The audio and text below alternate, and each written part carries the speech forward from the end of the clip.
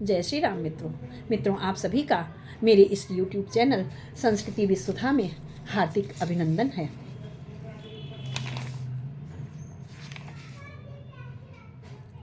लक्ष्मण जी ने सीता जी को आगाह करते हुए, सावधान करते हुए कहा, फिर बोले जाता हूँ मैं, अब तुम सावधान होकर रहना। आज्ञा के भीतर दास रहा, तुम रेखा के भीतर रहना। इस रेखा का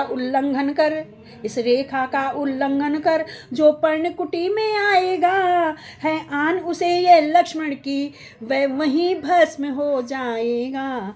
अब अपनी सीता माता को तरवरों छोड़ता हूँ तुम पर। सारे वहाँ पर जो वृक्ष हैं, लताएं हैं, उनसे कह रहे हैं, मैं तुम्हारे सहारे इनको छोड़ता हूँ। माता कहते हैं। जब सुग्रीव ने पूछा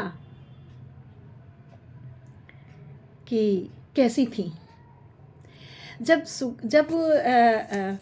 सीता माता ने अपने सब आभूषण वगैरह फेंक दिए हैं ना, चलते चलते जब रावण ने उनका हरण कर लिया है, तो सुग्रीव ने दिखा दिखा कर पूछा है, ये कर्ण, हाँ ये तो भाभी पहनती थी, ये हार भी भाभी पहनती थी, ये पैर की चुटकियाँ भी भाभी की हैं, पाजेब भी भाभी की हैं।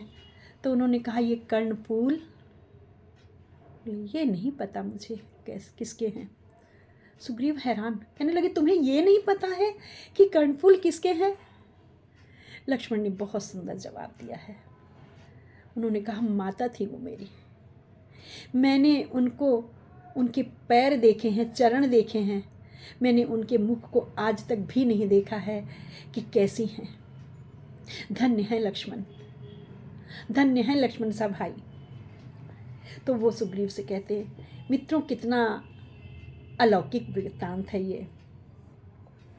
है आन उसे लक्ष्मण की, ये वहीं भस्म हो जाएगा। अब अपनी सीता माता को तरवरों छोड़ता हूँ तुम पर, अपनी रखवाली में रखना, वनचरों छोड़ता हूँ तुम पर।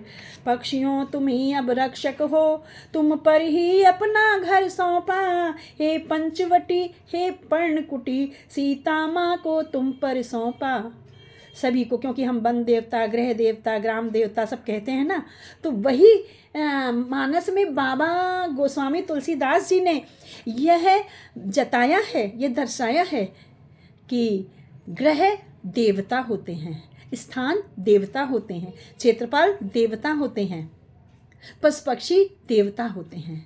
हमें सभी का सम्मान करना चाहिए, और जब हम सभी का सम्मान करते हैं तो वो हमारी सुरक्षा, हमारी रक्षा अवश्य करते हैं। साक्षात उदाहरण है जटायु, और उस जटायु का वृत्तांत अभी आगे सुनाएंगे, इसलिए मैं अभी उसकी ये कथा यहाँ पर अभी गुप्त ही रखना चाहती हूँ।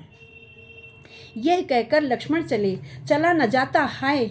अभी उनको चिंता है, आगे चले तो हैं, क्योंकि मारम बचन सब जब सीता बोला, बहुत चुभने वाले वचन सीता ने बोल दिए हैं, इसलिए लक्ष्मण जा रहे हैं।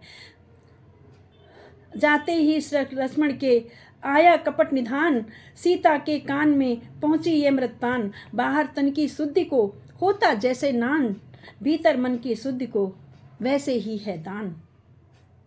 ऐसा रावण बोलता हुआ आ गया दरवाजे पर। लक्ष्मण के निकलते ही कहने लगा, जैसे बाहर से तन की शुद्धि के लिए स्नान करते हैं ना, वैसे ही मन की शुद्धि के लिए दान करना आवश्यक होता है। ऐसे कुटिलतापूर्ण वचन को कहते हुए रावण वहां पर आ गया।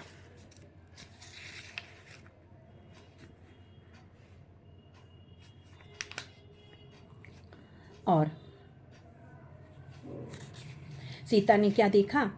सीता की आंखों ने देखा, बूढ़ा सा जोगी आता है। आवाज उसी जोगी की है, वह भी जोगी कुछ गाता है। एक तारा भी है हाथों में, बस उसे बजाता आता है। मीठी मीठी लयकारी में यह सदा लगाता आता है।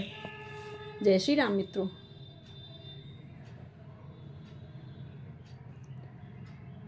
आइए जानते हैं आगे क्या होता है, बने रहिएगा मेरे साथ।